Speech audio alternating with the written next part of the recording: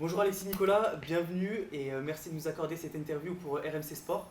Tu combats donc le 4 avril prochain pour la trilogie face à Regen Hercel sur les antennes de RMC Sport pour la ceinture des moins de 77 kilos. Comment tu te sens à l'approche de ce combat?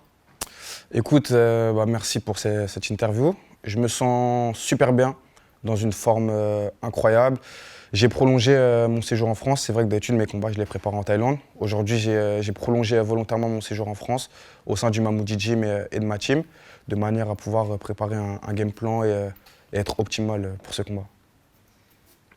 Qu'est-ce que tu as changé dans ta préparation par rapport au deuxième combat? Avant même de parler du second combat, il va falloir parler du premier. Avec le Mammoudi Gym, toujours, on avait pu mettre en place vraiment une stratégie qui reposait sur le déplacement et mes attributs de la Savate Boxe française et mes nouveaux attributs du kickboxing maintenant. Et c'est vrai qu'au second combat, j'ai voulu vraiment faire parler mon ego. C'était la première fois que je combattais en tant que champion du One Championship et donc c'est un statut dur à porter. J'estime l'avoir porté à haut niveau puisque c'était un combat magnifique et à la hauteur de ce que je suis. Mais il m'a manqué un petit peu de stratégie et de lucidité, je dirais. Est-ce que tu as travaillé sur des ajustements tactiques spécifiques après ce deuxième affrontement et cette défaite malheureusement? En réalité, on est à un très très haut niveau. Le combat précédent a été perdu, mais c'était très équilibré. Donc les réglages sont minimes, mais c'est vrai que les petites les petits détails font les grandes différences à ce niveau-là. Et aujourd'hui, je suis prêt. Donc on a fait plein de petits réglages et on a travaillé un game plan bien précis. Et là, il n'y a pas de doute que cette ceinture va revenir en France. Donc tu nous as parlé un peu de ton camp d'entraînement. Tu peux nous dire un peu avec qui tu t'entraînes en ce moment, tes sparring partenaires, etc. Donc là, ce qui se passe, c'est que je suis toujours au Mammoudi Gym là, depuis 2-3 ans. On a peaufiné le travail. Ce qui se passe, c'est qu'on a fait une stratégie bien précise avec Mama Mammoudi et Nordine Mammoudi. Il y avait en tant que sparring, j'avais Elias Mammoudi, j'avais plein de jeunes de la salle aussi qui avaient un profil un peu similaire à celui d'Hercel. Donc franchement, toute la salle a contribué à ma progression aujourd'hui. Le game plan a été appliqué à toute la salle, donc vraiment, je ne peux pas en parler plus du game plan parce que c'est une stratégie bien précise qui va créer la surprise. Mais voilà, franchement, au sein du Mammoudi Gym, la préparation a été effectuée avec Valentino à la Gloves Academy. Donc on a fait un travail vraiment d'explosivité, de déplacement, où on a optimisé toutes mes qualités et voilà. Quand on combat pour la troisième fois d'affilée le même adversaire, c'est quoi qui change dans la manière d'aborder le fight? Alors la manière d'aborder le fight, la première fois j'étais un inconnu challenger, donc personne ne me connaissait à l'international, donc j'avais tout à prouver. Ensuite j'étais le champion et le statut de champion est très compliqué à gérer. Et en fait là je reviens un challenger et je pense qu'au second combat j'avais perdu cette flamme-là, puisque pour nous la ceinture du One était un objectif à atteindre en fin de carrière et encore. Et au final, je l'ai eu à seulement 25 ans. Maintenant qu'on l'a eu, c'est vrai que je pense ne pas m'être reposé sur mes lauriers, mais c'est arrivé très tôt. Et j'avais besoin en fait de prendre conscience des choses. Et là, la ceinture n'aura pas la même saveur. Donc je vais la chercher avec le cœur et les tripes et la tactique. Tu le disais, donc, sur cette trilogie, tu as combattu avec différents statuts. D'abord challenger, ensuite champion. Tu préfères combattre dans quelle peau? Celle du challenger ou celle du champion? C'est dingue, mais je préfère être le challenger parce que j'ai toujours été challengé dans ma vie, j'ai toujours eu besoin de ça pour me prouver à moi-même. C'est pas pour prouver aux gens, ça on n'en a rien à faire, mais de me prouver à moi que je suis capable. Et aujourd'hui, j'ai retrouvé cette flamme-là dont j'avais besoin. La flamme, vraiment, je renais de mes cendres comme le phénix, on va dire. Et aujourd'hui, j'ai qu'un objectif en tête, je dors ceinture, je mange ceinture, je me réveille ceinture. Et voilà, là, je vais pour me prouver à moi-même que je suis le meilleur, tout simplement. Quel a été le plus grand défi de cette préparation? Le plus grand défi de cette préparation, en fait, c'est d'accepter de retourner au charbon face à cette légende. J'ai des combats au One qui ne sont pas les plus faciles.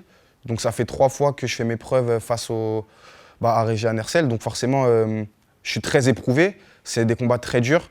Même financièrement, moi, ce que je vise, c'est les 50 000 €, 50 000 $ de prime par KO. Forcément, en me donnant l'adversaire le plus dur, c'est pas ce qu'il y a de plus facile. Donc j'y vais. Je vais vraiment pour éteindre, pour mettre un fin à cette trilogie. Aujourd'hui, c'est un honneur pour moi d'être déjà dans une rivalité face à lui, mais ça ne me suffit pas. Je veux gagner cette rivalité et je sais qu'on en parlera dans des dizaines d'années de cette rivalité. En regardant en arrière, Qu'est-ce qui a fait la différence dans ta victoire lors du premier combat? Faut savoir que c'était deux combats très serrés. Le premier combat comme le second ont été vraiment très serrés et ça a été, je pense, très difficile pour les juges à départager. Lors du premier combat, c'est simple, j'ai été concentré de A à Z. J'avais un game plan précis que j'ai respecté à la lettre, vraiment. Malgré une blessure à la jambe droite, des micro-fractures lors du premier combat, j'ai su rester concentré et voilà, j'ai fait le taf. Au second combat, c'était un combat différent puisque j'ai voulu me prouver à moi-même que j'avais pas besoin de game plan pour le battre. J'étais vraiment à la bagarre. Sauf que lui a été bien plus précis, bien plus stratégique. Et c'est vraiment des petits détails. Maintenant, je pense que c'est le résultat qui influence ce ressenti par rapport au combat. Parce que si j'avais gagné le second combat, tout le monde parlerait d'un combat d'anthologie. Donc c'est vraiment le résultat qui fait parler un petit peu le ressenti. Hercel est connu pour son style agressif et sa pression constante. Comment tu comptes gérer ce caractère cette fois-ci? Donc aujourd'hui, Hercel et moi, je pense qu'on se connaît très bien. Faire 10 rounds en même pas un an, c'est quelque chose qui n'est pas donné à tout le monde. Aujourd'hui, je pense qu'on se connaît presque par cœur. J'annule sa boxe comme il apprend à annuler ma boxe. Donc on verra lors de ce troisième combat-là. Je pense que ce sera un combat qui n'aura rien à voir. Maintenant, j'ai pas peur de ses armes les plus dangereuses qui sont ses genoux, puisque j'ai son anti-box, je suis un petit peu sa kryptonite à ce niveau-là. Mes déplacements font qu'il a du mal. Et c'est ce qui m'a manqué lors du second combat. Je me suis un peu moins déplacé. Et là, aujourd'hui, voilà, on a retravaillé sur ça, on a optimisé mes qualités et non pas les siennes. Et selon toi, c'est quoi les points faibles d'Herseg que tu peux exploiter? Si on regarde bien, en fait, moi, je me référencie au dernier combat. Il est rentré très fort dans le combat. J'ai été un petit peu surpris de ça et sans être surpris en fait. Ce que j'ai été surpris, on va dire, par moi-même, j'ai été un peu lent à rentrer dans le combat. J'ai voulu l'apprivoiser un peu trop lentement. Mais j'ai pu voir sur le 3, 4, 5e round vraiment qu'en termes de cardio, physiquement, j'étais au-dessus. Et que en fait, la pression qu'il mettait, c'était moi qui l'avais. Donc je pense que c'est même pas Hercel le problème, Enfin, il n'y a pas de problème en réalité. Le seul truc, c'est qu'il faut que je me fasse plus confiance et que j'entame le combat de la meilleure des manières. Et tu penses que ce combat sera différent des deux précédents? Et si oui, pourquoi? Bah, aujourd'hui, c'est la fin d'un règne et le début d'un autre. Donc c'est clairement à double tranchant et pour l'un et pour l'autre. Donc soit Hercel va réussir à asseoir son statut, soit je vais moi créer ma propre légende. Donc aujourd'hui, ça va être un combat avec énormément d'enjeux, énormément de désir de victoire. Donc il y a fortement de grosses probabilités que soit il termine le combat, soit je termine le combat. Mais je pense pas qu'en tout on fera 15 rounds, nos 15e rounds ensemble. Là, ça va être une grosse guerre. Et l'objectif, c'est que l'un d'entre nous ne termine pas ce combat.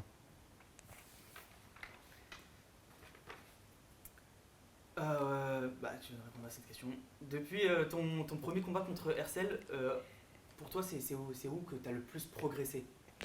Alors, grâce à cette trilogie, enfin grâce à ces 3 combats, c'est vrai qu'à force d'affronter un adversaire de ce calibre-là, on ne laisse rien par hasard.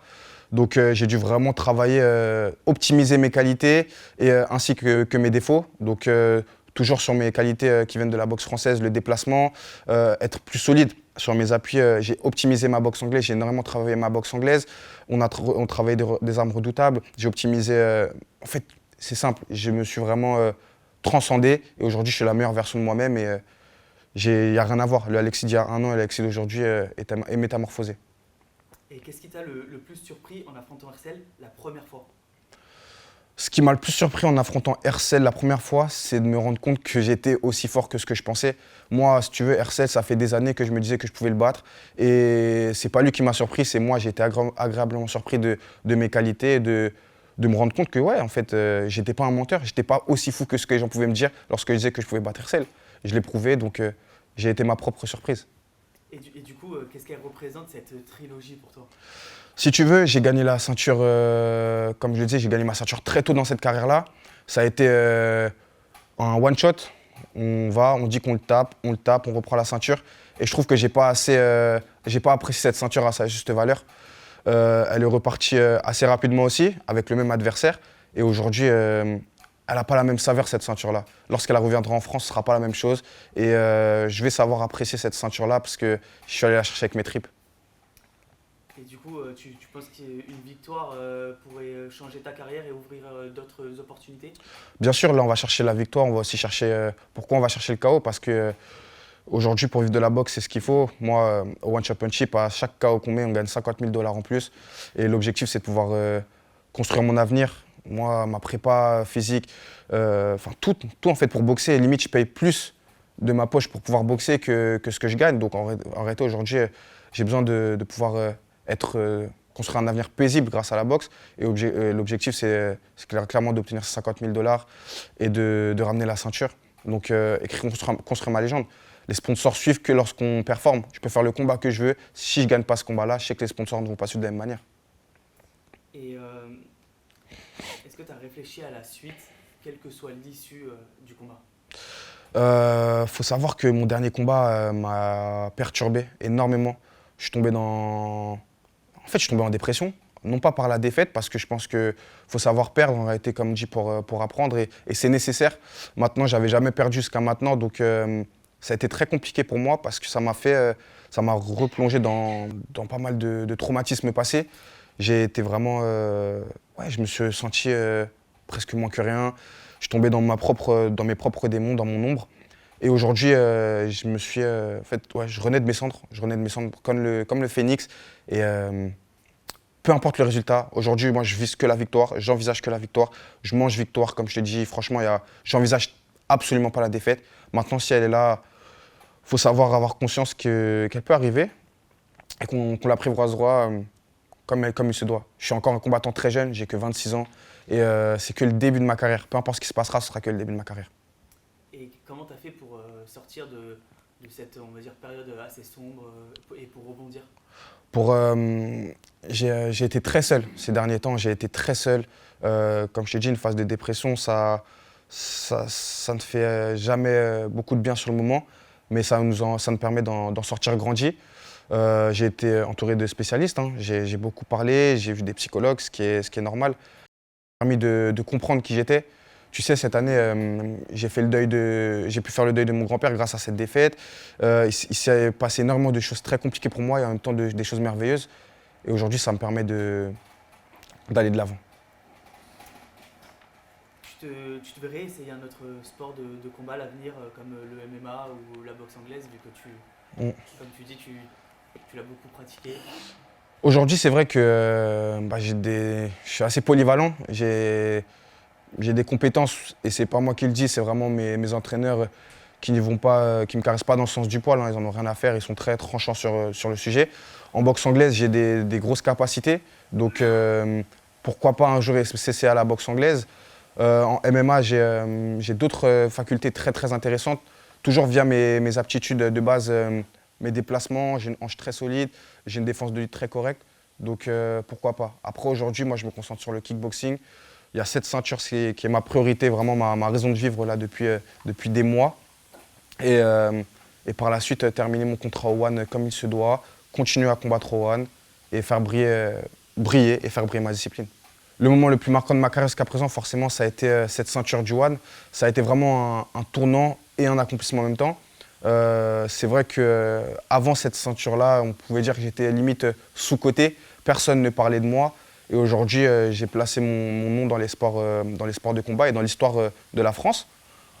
Et en même temps, ça marque le début. En réalité, c'est que le début de ma carrière, donc j'ai hâte de continuer cette ascension. Y a-t-il un combat en particulier qui t'a inspiré dans ta carrière? En réalité, tous mes combats m'ont inspiré, même celui qui peut sembler le plus bénin, car à chaque combat, on met une stratégie en place qui me profite tout au long de ma carrière. Donc si c'est un adversaire qui avance avec les points, je vais travailler un petit peu mes décalages. Si c'est un adversaire qui est fort en jambes, je vais travailler un peu mon cadrage et mes techniques d'anglaise. Donc chacun de mes combats a contribué au combattant que je suis aujourd'hui. Et donc il n'y en a pas un qui m'a plus inspiré qu'un autre. Et les combats qui peuvent paraître le plus lambda ou le plus bénin, en fait, m'ont forcément aidé. Quel conseil tu donnerais au jeune Alexis Nicolas qui débutait dans le kickboxing? Le jeune Alexis Nicolas qui débutait dans le kickboxing, je lui conseillerais de croire en lui et, comme je dis souvent, d'accepter d'être pris pour un fou. Car je pense que lorsque le jeune Alexis Nicolas disait qu'il allait devenir champion du One ou du Glory, Très peu de gens le croyaient et il paraissait clairement pour un fou, peut-être prétentieux. Mais j'aime bien dire qu'il ne faut pas confondre ambition et prétention. Et aujourd'hui, je l'ai fait. Et j'ai été le premier à le faire, le seul à le faire. Et je compte bien récupérer cette ceinture. Comment tu gères la pression et l'attente autour de ce combat, surtout que c'est une trilogie? Mm.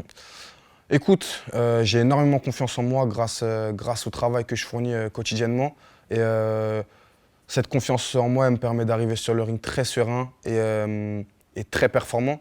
Donc aujourd'hui, cette trilogie, c'est un combat comme un autre et avec un plus bel enjeu, certes, mais let's go. Moi, j'ai juste à faire mon boulot, c'est un travail, hein. C'est mon taf, taper des gens et après, on revient avec la ceinture. C'est juste ça que j'ai à faire. Est-ce que tu as un rituel particulier avant chaque combat ou pas du tout?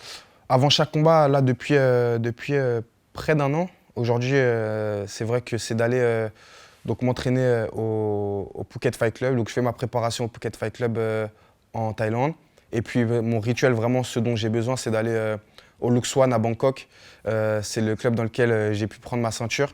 Donc, c'est des gens très bienveillants, très aimants. C'est un club très familial. Et donc, je vais au Luxwan et vraiment, je suis accueilli comme un roi là-bas. Ils prennent soin de moi, ils me massent avant le combat. Et c'est presque spirituel. C'est vraiment, j'y vais là-bas pour me ressourcer, pour perdre mes derniers kilos. Et donc, je fais mes leçons avec Abbas. Et voilà, après, let's go. Bagarre. Et comment est-ce que tu récupères après un combat aussi intense que ceux contre Hercel? Je suis fracassé. Après chacun de mes combats, je suis fracassé. En kickboxing, je ne sais pas comment ça se passe en MMA ou en boxe anglaise, mais en kickboxing, on a énormément de problèmes au niveau des jambes. Il y a pas mal de traumatismes, hein. Je sors souvent de mes combats avec plein de microfractures, des contusions osseuses. Donc c'est compliqué, je prends le temps pour moi. Forcément, c'est toujours mieux quand on est blessé, gagnant, victorieux. Mais ouais, je prends du temps pour moi, je me repose. En général, je combats en Thaïlande, donc ça me permet de prendre des petites vacances et d'être loin de la pression parisienne. En dehors du kickboxing, comment tu occupes ton temps libre? Alors ça dépend. Lorsque je suis en préparation, j'ai pas de temps libre, hein. Je le prends. Enfin si, le temps libre que j'ai, je le passe à dormir. Donc mes journées se résument à entraînement, dormir, manger ce que je peux parce qu'on est en pleine perte de poids. Mais sinon au quotidien, je prends du temps pour moi, hein. Franchement, je fais en sorte d'aérer mon esprit, voir mes amis, passer du temps avec la famille, rigoler. Moi j'adore rigoler, j'adore vraiment. Ouais, je pense à autre chose que la boxe. Aujourd'hui, ça fait 12 ans que je boxe. Donc presque la moitié de ma vie que je boxe. Des fois, j'ai besoin de penser un petit peu à autre chose. Tout à l'heure, tu disais que limite, tu payes plus de ta poche pour combattre. C'est quoi le plus grand sacrifice que tu as dû faire pour arriver à ce niveau-là? Le plus grand sacrifice que j'ai dû faire pour arriver à ce niveau-là, c'est tout simplement de sacrifier ma vie privée, ma vie personnelle. Aujourd'hui, j'ai pas d'enfant, forcément, parce que c'est compliqué d'avoir une vie de famille, de construire une vie de famille. Après, je dis pas que j'aurais une vie de famille si j'avais pas été dans la boxe, mais j'ai mis pas mal de personnes de côté. J'ai pas pu assister à l'enterrement de mon grand-père, j'ai pas pu voir pas mal de mariages de mes amis, les anniversaires, etc. On tire une croix dessus. Donc, en fait, j'ai mis pas mal de ma vie personnelle pour pouvoir mettre ça à profit de ma vie professionnelle. On va parler un peu de ton regard sur le kickboxing et le One Championship qui est ton organisation. Ouais. Comment tu vois l'évolution du kickboxing ces dernières années? Alors, comment je vois l'évolution du kickboxing ces dernières années, c'est assez particulier parce que j'ai l'impression de plus tirer une discipline vers le haut que d'être tiré vers la discipline, bien que j'arrive à recueillir tous les pratiquants à mes côtés. Après, on est en France, donc c'est dur pour un Français, j'ai l'impression, d'être fan d'un combattant. Lorsque je vois un petit peu le statut des champions du One à l'étranger, aussi bien en Afrique qu'en Angleterre, c'est des superstars, ces gars-là, avec énormément de respect sur leur nom. Aujourd'hui, je suis respecté, mais j'estime, en vue de ce que j'ai fait, pas encore à ma juste valeur, mais c'est pas grave, ça va prendre du temps. Et aujourd'hui, on va mettre un peu de lumière sur le kickboxing. Le One Championship met beaucoup en avant le striking. Est-ce que tu trouves que ça change la perception du sport? Aujourd'hui, je pense que pour un jeune Français, par exemple, ou un fan de sport de combat, je pense qu'on a besoin d'avoir un idole. J'aime pas cette notion d'idolâtrer quelqu'un, mais d'être fan. Cette notion de créer le côté fan, je pense que c'est nécessaire pour pouvoir en fait se développer en tant que combattant.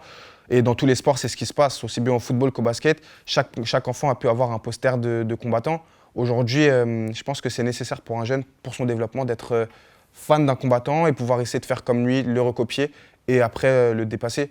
Donc c'est ça qui est bien avec le One, c'est la création de hype un petit peu, de popularité et de populariser pardon, ses combattants. Avec tes récentes performances, est-ce que tu as déjà eu vent d'un événement du One en France? Est-ce qu'on t'en a déjà parlé? Non, enfin j'ai déjà. Moi je prône, hein, je prône les combats en France pour les combats. J'aimerais un événement du One en France. Je sais que le public français serait friand de ça. Et en fait, les Français ne connaissent pas assez le One. C'est pas assez populaire en France et c'est grâce en fait à des médias comme vous qu'on peut le développer. On a besoin de vous pour pouvoir le développer au mieux. Aujourd'hui, on a des très très grands combattants, hein. On a Elias Mamoudji, Bampara Kouyaté, on a Anissa Meksen qui sont des très très grands combattants. C'est pas des combattants lambda, c'est vraiment du très haut niveau. Et je pense qu'aujourd'hui, on peut créer une réelle team autour de ça. Et ce serait très très plaisant pour les fans du sport de combat. Dernière question, est-ce que tu as un message pour tes fans avant ce combat? No, just no worry. Les gars, je suis en pétard. Franchement, j'ai fait une préparation incroyable. Je me sens très bien, dans la meilleure forme que j'ai jamais pu avoir.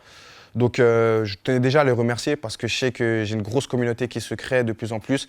Et c'est une base solide. Franchement, je reçois beaucoup de messages de soutien. Ça me fait beaucoup de bien. Je vois quasiment tous les messages.